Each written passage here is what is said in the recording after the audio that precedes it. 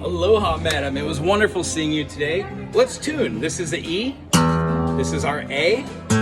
This is our D. This is our G. This is our B. And this is our E. So what we're going to do today is I'm going to go over the two songs that we just had. One was Heaven Falls and the second one was the one we've been seeing, the Bruno Mars, Count on Me. I know that stretch to have your fingers go from the A minor to the G major to the F is kind of a challenge, but as I can guarantee you, if you keep playing your spider exercises and keep moving your fingers and getting a little stronger with doing these, eventually, if you do it more than 1 or 2 or 3 times a day, up and down, your fingers become a lot stronger, being able to do this 3 to 4 movement, 2 to 3 movements, and 1 to 4, 1, 4, 1, 1, 1, 4, 1, 4, 1, 4. So long story short is if you keep these spider exercises, your fingers are going to get a little bit stronger, and each day, let's say try and do them more than once or twice. Try doing them 5 times a day.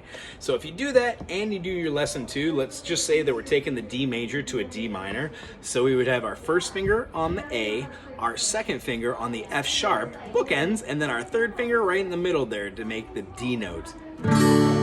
When we take this note, we have our first finger stay the same, but we still want that A note. So we're going to take our finger that's on the F sharp and put it on the A note and drop this F sharp note back to an F on the high E string. That gives us our D minor. So if we're using our lesson rhythm for lesson 2, we would have attack, attack 1, 2, 3, 4, D major, switch, 3, 4, D minor, 2, 3, 4, 1. So if we were doing that chord, or let's say our different types of A majors, A, 2, 3, 4, A, 2, 3, 4, A, 2, 3, 4, A, 2. What happens is it shows our fingers where to place themselves with the same chord, so we're very familiar with the A major.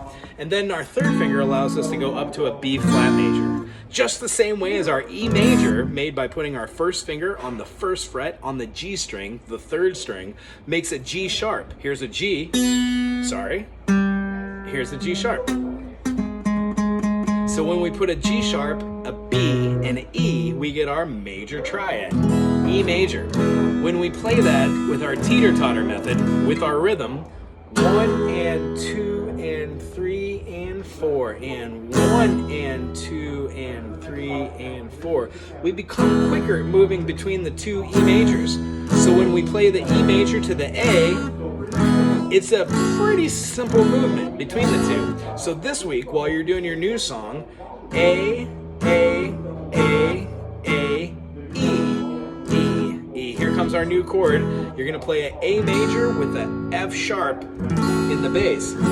This is gonna be a poor man's version of the F sharp minor. The F sharp minor is built out of the E minor, which is like an E major, in second fingering position, and then you remove the third, the G sharp, to give you an E, B, G.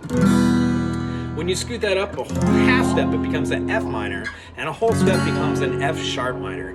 But once again, this is one of those bar chords where you bar the whole second fret and find your comfy place to play your E minor chord, thusly making your whole bar chord your new nut. If I moved it up to the 5th fret, I'd have an A minor, A flat minor, G minor, F sharp minor, F minor, E minor. Huh? You can do that with the A minor and moving that up with the B minor all the way up. So these bar chords, try and work them out. Play them 1, 2, 3, 4, 5 times a day, and then let's work on some music that has these notes in it. Just so happens that our chord today for that A, E, F sharp has that in there, but you can play that chord like that if we're having trouble with the other. But try it. The song we were working on with Bruno Mars will have this C to an E minor.